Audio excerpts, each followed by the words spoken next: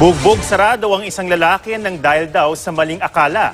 Napagkamalan daw siyang hold-upper ng dalawang lalaking nakainom daw. Nakatutok si June Veneracion.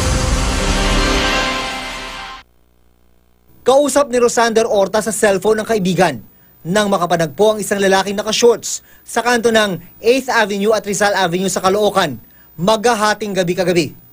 Sabi ni Orta, nang tignan siya ng lalaking naka-shorts, kinutuban siya. Sabi ko po sa kanya, pre, bilisan mo, pre, tumawid ka na, mukhang hold upin ako. Nasa malapit lang ang kausap na kaibigan, kaya agad nakarating. Doon na sumiklab ang gulo. Umulan ng suntok at sipa. May napadaang nakamotorsiklo, bumaba at nakigulpi na rin sa lalaki. Nasa 4 na minutong kinuyog ang lalaki.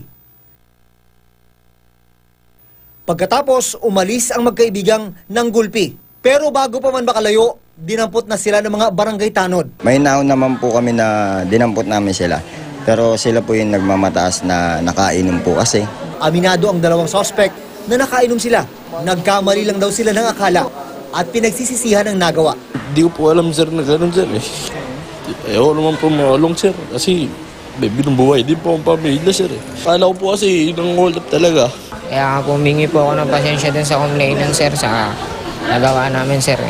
Kitang-kita sa mukha ng biktima ang epekto ng panggugulping inabot. Lumalabas, napagkamalan lang siyang hold-upper.